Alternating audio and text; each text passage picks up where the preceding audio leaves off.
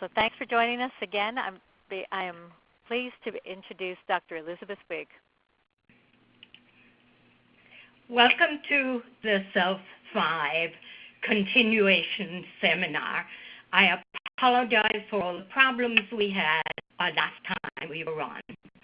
Obviously, I have to disclose my involvement. As you might assume, I get royalties for my self-test, but there are no non-financial disclosures for me. The CELF-5 test is a battery of tests that assesses language comprehension and expression, and also now has an added component for literacy, that is reading comprehension and written expression. The test covers the age range from 5 through 21-11. The configuration of the test allows you to give only 4 tests to get a core language score, and that test takes about 30 to 45 minutes. The scores on most of the tests are norm referenced, but on a few tests they are criterion referenced. Here are our revision goals. First of all, we wanted to make sure that the revision met current education models and assessment trends. One of these trends relates to the social language component, in that there are more and more students with autism spectrum syndrome in the age range from 5 to 21. And social language is also now part of the mainstream and in special classrooms. Obviously, another goal was to respond to the response to intervention. SLPs collaborate with classroom teachers, psychologists, other specialists, and specifically focus on the curriculum objectives in oral language and literacy that are difficult for a given student to meet. Obviously, the SLP involvement in RTI activities has to be supported, and CELF-5 does that by providing growth index scores that allow you to evaluate a student's progression after RTI activities. There's also a requirement for more screening, and we have responded to that by updating the CELF-5 screening component and standardized it as part of CELF-5. The other revision goal is to streamline the test battery. Each test is now a standalone assessment. You can use it for cross-battery assessments. We have new items and modifications to many tests and to administration directions. We provided more basals, ceilings, test stimuli, and changed art as necessary. There are new tests and assessments incorporated. A Pragmatic activities checklist is incorporated, and it is based on actual activities performed during the assessment. There's a reading comprehension component, a structured writing component. Some subtests were deleted from both the paper and digital kits, and they are listed in red below, and they are primarily those tests that probe the neurological substrate of the disorders. For example, phonological awareness, rapid automatic naming, and so on. If we look at the overall structure of CELF-5, we can see that we can divide it into 5 components. The first deals with the language content, and it has as you see, 6 subtests. The second is language structure. Third, oral written language connection. Fourth is pragmatics.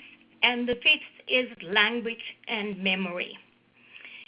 Of these, we have some tests that are new tests. And if you look at the oral written language connection, we have a reading comprehension test that is a parallel to understanding spoken paragraphs. We have a structured writing subtest that is a parallel to formulated sentences. Under Pragmatics, we have the Pragmatics profile, which is now standardized, and a Pragmatic activities checklist.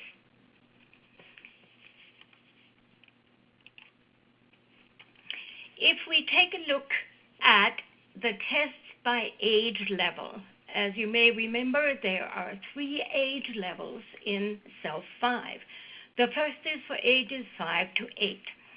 And there are 4 core language tests: sentence comprehension, word structure, recalling sentences, formulated sentences. If we divide those up, we find that 3 of those tests would probe expressive language, while 1 test plus 2 added tests following directions and word classes probe primarily receptive language. We can also look at the performance in a different way by saying we take the same 4 core language tests and we divide them into language structure, and there are 4 tests that are already in the core, and language content, and we add linguistic concepts to that. Now, for age 9 to 11, we again have 4 core subtests, and they are somewhat different from the 5 to 8, as would be expected because of age progression. And again, we can divide those 4 core subtests into expressive language tests, by adding sentence assembly, we can get an index score, an expressive language index score. We have 2 tests that go into primarily receptive language, and we add following directions to get a primarily receptive language score, index score. We can also look at the performance in terms of language content versus language and memory. We take the 4 core subtests, divide them up, and add to get the content. We add understanding spoken paragraphs and word definitions. And we keep the 3 other tests, and we now have language and memory. For ages 13 to 21, we again have 4 core language tests. One of the items that is a new one for the core is understanding spoken paragraphs. But if we take a look at those 4 core subtests, we can get a primarily expressive language score by taking 2 formulated sentences, recalling sentences, and adding sentence assembly. We get the primarily receptive language score by adding word classes. And now let us take a look at how we divide those up for, I will have to go back, for language content on language versus memory. We take 3 of the core subtests for the language content index score, and we take 2 for language and memory, and we add following directions. Now, a third goal was to make sure to improve the clinical utility of CELF-5. That means that we wanted to make sure that we had as high as possible a sensitivity, meaning the degree to which the test identifies children who do have the condition or disorder. In other words, we can say to identify the largest possible proportion of and differentiate true, false, positives. Specificity relates to the degree to which we identify those children who do not have a disorder, and basically to separate proportions of true versus false negatives. Now, we can set and determine the levels of sensitivity and specificity by changing the criterion score and then calculating the numbers of hits and misses that occur for that specific criterion. The ideal is for us to find a criterion that will identify the largest number of actual disordered kids and limit the number of actually normally developing kids who would score as disordered. In other words, we can say it here, we want to minimize false negatives and minimize false positives. With that, we maximize accuracy and we minimize the cost for the system that uses the test. For CELF-5, we were sliding the criterion score up and down a bit till we found the ideal score. We started at -1 standard deviation, 85. We found a sensitivity that was 100%. Specificity was 91%, and that's excellent. Now, at the -1.33 standard deviation, which is a standard score of 80, we found a sensitivity of 97% accuracy and 97% accuracy in identifying normally developing kids. Obviously, that's the optimal cut score. Can you imagine to only make 3% false identifications? That's nice for a school system. If we go down to -1.5 standard deviation, 77, we see there that the sensitivity is lowered, the specificity is increased. If we go to -2, we find sensitivity is decreased and specificity is 100%. But that to -2 standard deviation is not recommended. As we look at another aspect of the test, and can you say its statistical characteristics and its efficacy and accuracy, we look at the reliability coefficients. And the core language score reliability coefficients across all ages is 0.96, which is excellent. The receptive language scores 0.95, expressive language index scores 0.95, language content 0.95, language structure index 0.96, and language and memory index 0.95. And you should take that in the context that in test design, anything that is in the 80s or mid-80s is considered good. This is outstanding, excellent. And as a senior author, I'm very happy for that. Now, we wanted to assess social language in authentic settings. And for that, first of all, we have the Pragmatic profile, which is updated. There is a scale score.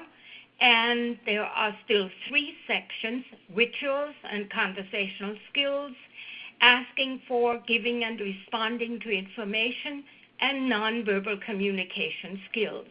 That means that you can basically identify which area within the scale seems to be the one that pulls a score down or increases a score, and where do you find strengths versus weaknesses.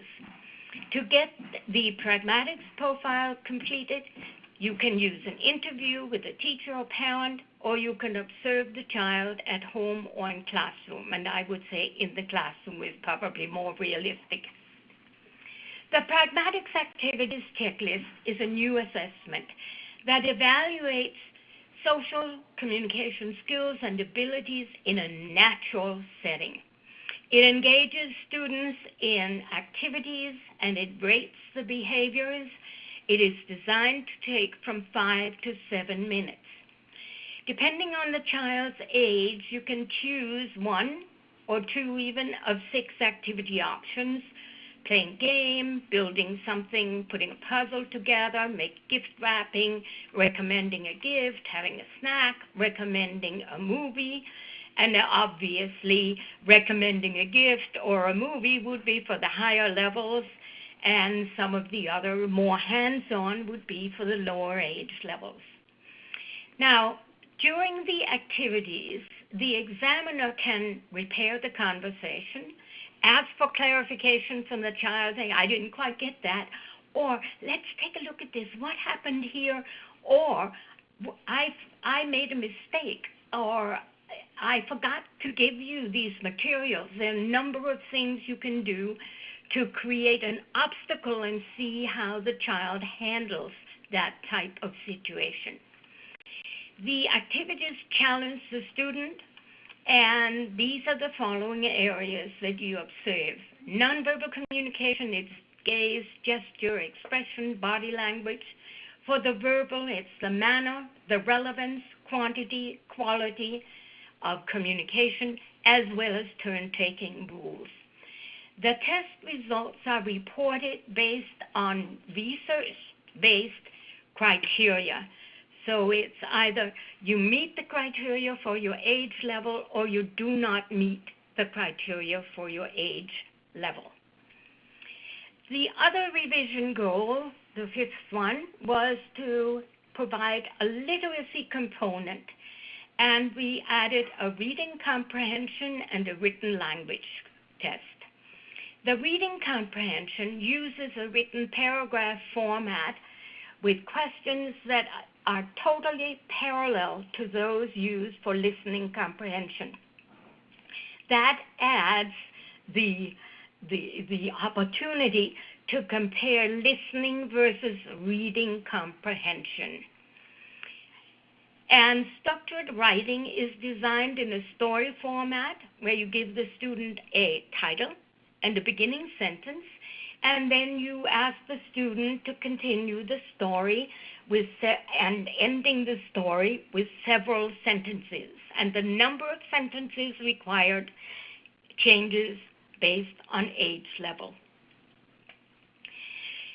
And here comes the 6th goal, user friendliness. That should always be a goal. First of all verbal stimuli and item analysis are now in the record form. That makes it very easy. The other thing is we have maintained an error item analysis so that you can identify what are the types of concepts that the student does not grasp or does not yet have in the repertory, and basically exclusion, location, quantity, and so on. The other thing is we use clinicians' feedback to edit some of the illustrations, and fewer items are now needed because there are basals and ceilings to many tests, and that, of course, reduces testing time. The psychometric properties, I talked about test, retest reliability, but we, of course, needed to update the normative information based on the latest data on the American population. We extended subtest floors and ceilings. We improved the item difficulty gradients, and we looked again at item bias. And that was in part done by psychometric analysis, partly done by experts in the field that could make qualitative reviews of biases, and also based on feedback from clinicians. And there were over 2,000 clinicians who gave feedback. Then, of course, there were test structure changes. When you give CELF-5, you can basically opt for getting a set of composite test standard scores. The core language score is the score that has the highest reliability. It uses 4 tests at each age level. The index scores relate to primarily receptive versus primarily expressive, structure, primarily structure versus primarily content, and then the separate category language and memory, which is very much in play in the older groups. And that, of course, can be combined and compared with any of the others, as long as there are no overlapping tests in the 2 components that are being compared. Then we have individual test standard scores. We have scale scores for the pragmatic profiles, reading comprehension, and structured writing. And we have additional test scores. And of those, I would say percentile ranks, okay. Age equivalents, I have never liked. I don't recommend them. But sometimes the school systems or the systems involved require these, and then we want to keep our job. Another thing that is important is that we have growth scale values. And I mentioned that under the response to intervention. And that allows you within as long as the student is, you can retest and you can say, what is the amount of growth? Does it follow a normal growth pattern, or does it not follow a normal growth pattern? Is it stagnated, or is there even regression? And growth scale values, I think, are a very important aspect of a test battery, and it is there for all of the scores. Now, in terms of severity ranges, we tend to like the terms, and that's Wayne Secord and I, we kind of like to say that the student is performs above average educational range. And the performance is above average when it's over 115, because it basically puts the student right there in the classroom. The average educational range, 86 to 114. Marginal educational range, and if you want to talk of severity, we can call that mild severity range. Standard score of 79 to 85. Low educational range, moderate severity range, 71 to 78. And we call it a very low educational range, severe disorder, 70 or below. That is 2 standard deviations below the mean. Obviously, then, the population that we are interested in, if we look at the normal curve, we tend not to have very many referrals in the positive range, +1, +2, +3, +4 standard deviations. We're not basically testing for giftedness. We are testing for those students who might be in the low average and have difficulties in some areas of performance, and we expect that 34.13% of school children would be in that age range. We then test those students who are in the range between -1 and 2, and of those who are between the 85 and 77, we consider to be at risk. These are the students that are often left out of the intervention equation. They should at least be kept on file as students that have to be reevaluated to see if they remain at risk or if they indeed have regressed and now have disorders 6 or 9 or 12 months later. It is a very important group. It's also the group where the SLP can help the classroom teacher assist with those areas that are considered to be at risk. And then finally, we have the disordered group, and those, of course, are the ones that we tend to pay the most attention to.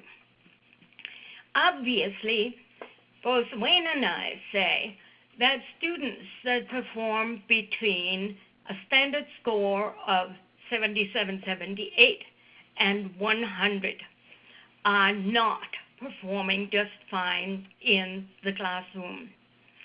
Of those with 78, 93% perform better. At 85, it's 84% that perform better. At 90, it is 75%. Well, that basically means if you have a child that you are worried about, it's no consolation that only 25% perform less. And 81 is certainly one. So we will say that anybody who is between 78 and 85 are indeed at risk.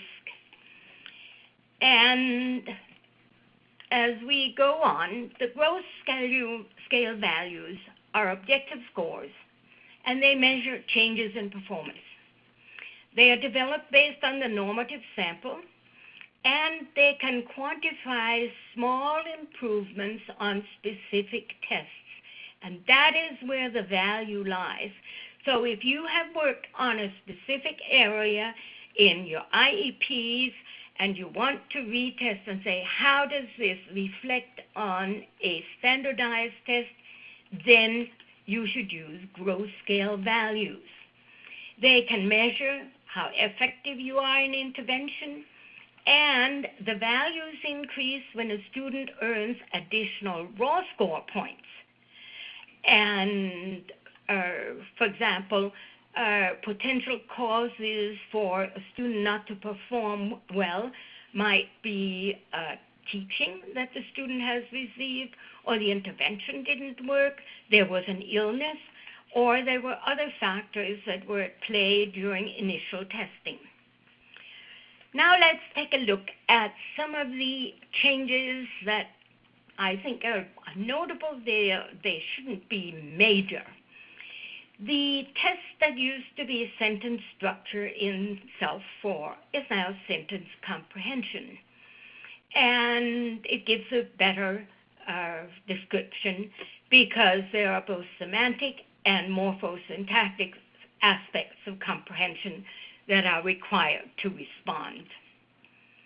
Now, following direction now provides a separate analysis of the concepts and the levels of commands. In that way, you can identify, is it the level of command that is a problem? Is it, for example, left-right orientation that is a problem? And already in the early research that I did many years ago, left-right orientation is practically always off in language disordered, learning disabled children. So, but again, level of commands, so 3-level commands are very difficult. 4-level commands can be practically unattainable for some of the children. It also looks at the orientation. There's no orientation. It's a serial order. You have to do it in the order mentioned, or it's left-right.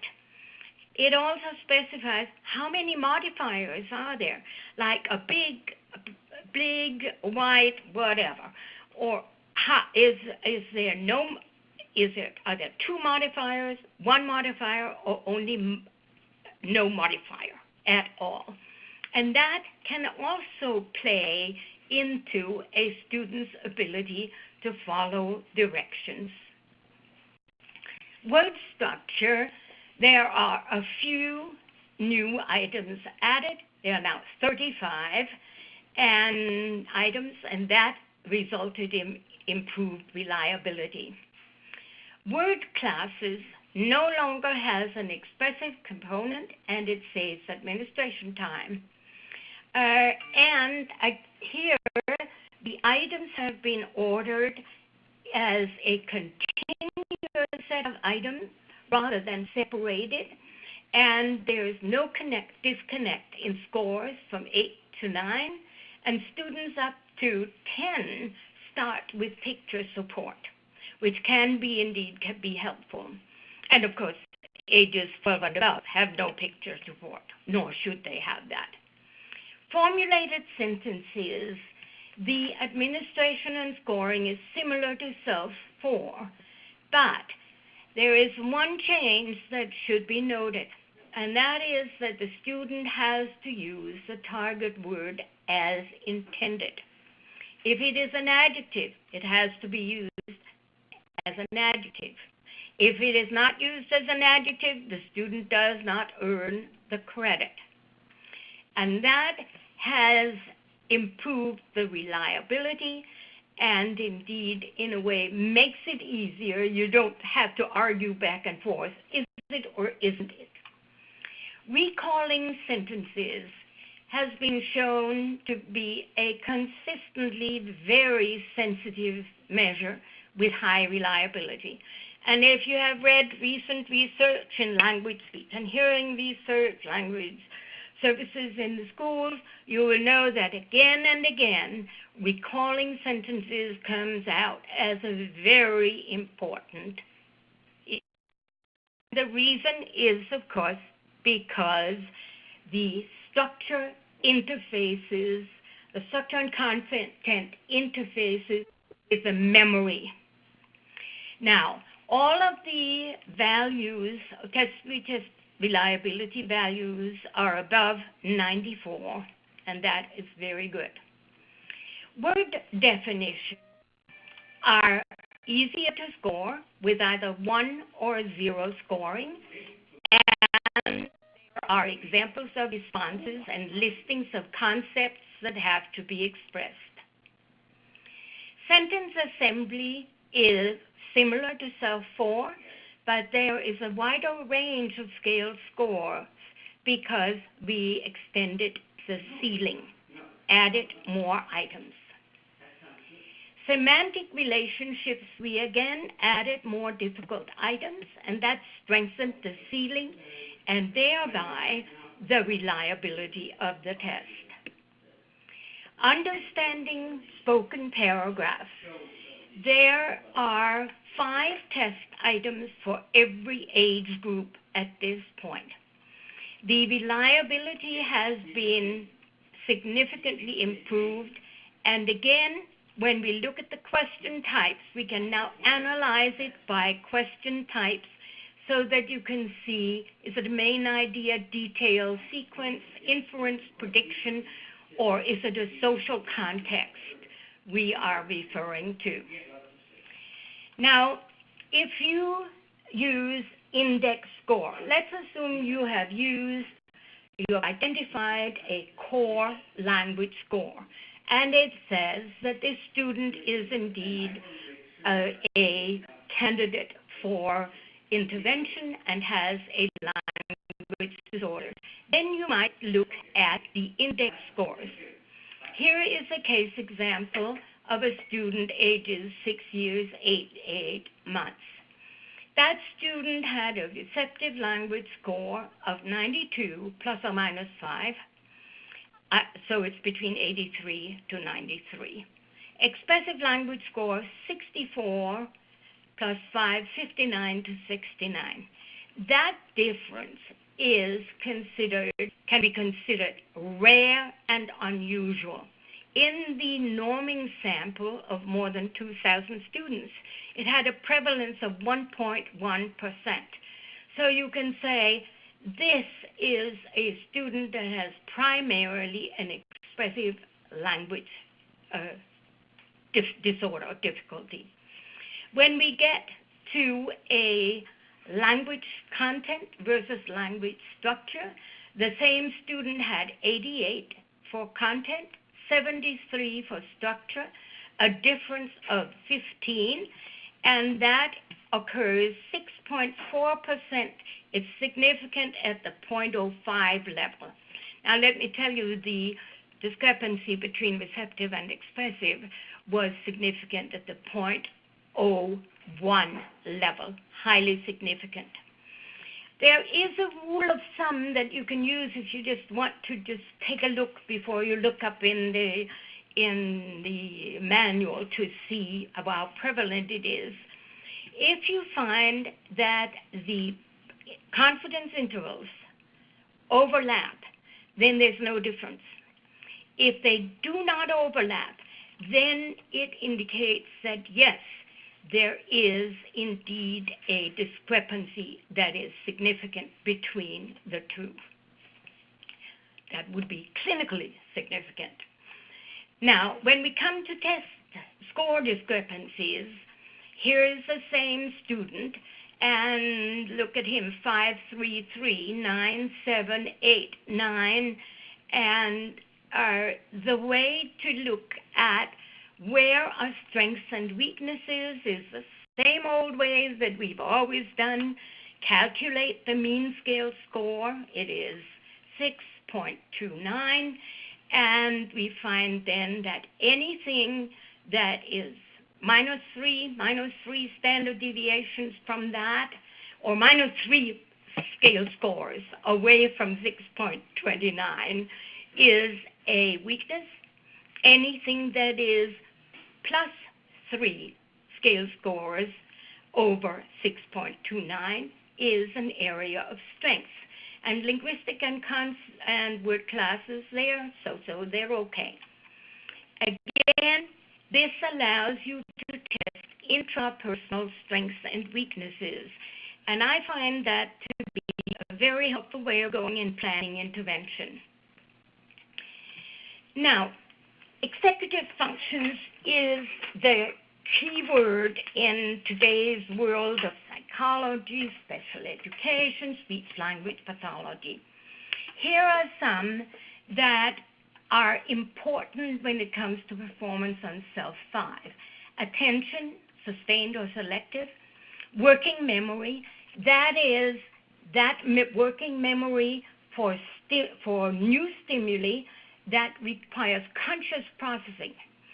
There's also something called implicit working memory, and that's for familiar or visual stimuli. Now, CELF-5 tests explicit working memory, and I'll get back to that. Behavioral regulation is the inhibition, the ability to inhibit a prepotent response, so that you, for example, you don't persevere, or if something looks like very important but it really isn't, you respond to that stimulus that isn't actually so important. Initiation or action, the readiness to start, and that we find to be an observable aspect of performance on CELF-5. You can look at that when you start a new subtest or when you start a new item. Planning and organization, categorizing, prioritizing, sequencing. Well, there are indeed, for example, the written writing task, there is indeed categorizing, prioritizing, and sequencing is tested in that. Monitoring external stimuli to capture errors and evaluate corrections, and specifically self-monitoring. Does the student self-correct? And those are things to basically keep track of. Responding to feedback from others is another aspect. Another issue is set shifting, and that is shifting of the emotional, semantic, or conceptual focus. That is being able to shift from one item to another. That is a very important aspect of producing sentences. Formulating sentences is what it's actually called. That is important for formulated sentences, and explicit working memory are important in formulated sentences, and we will get back to that a little bit.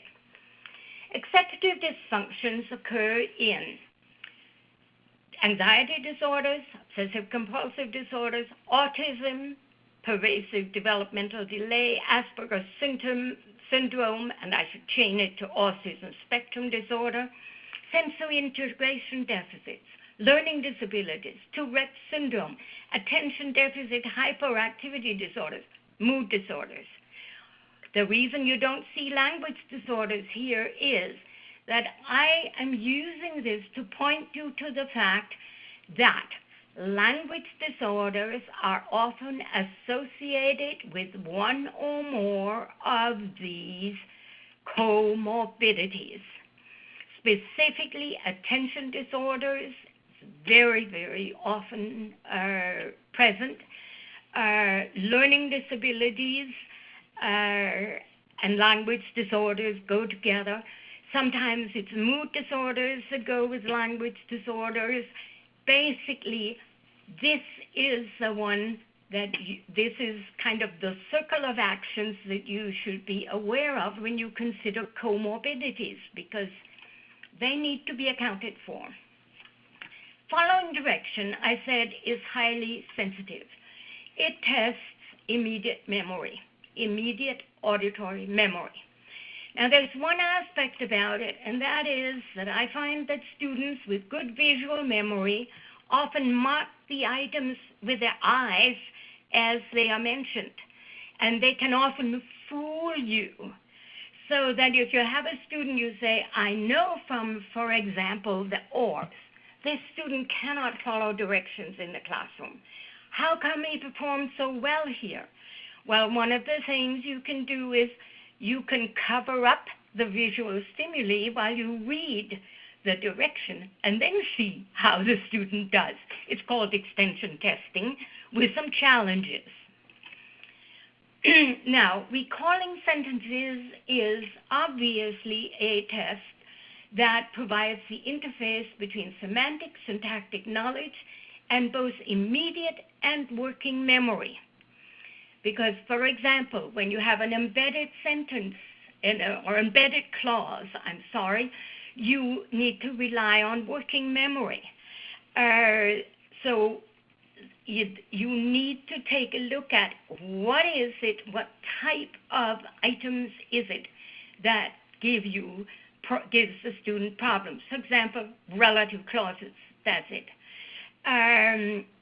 Noun modification can, and so on. But you need to take a look at the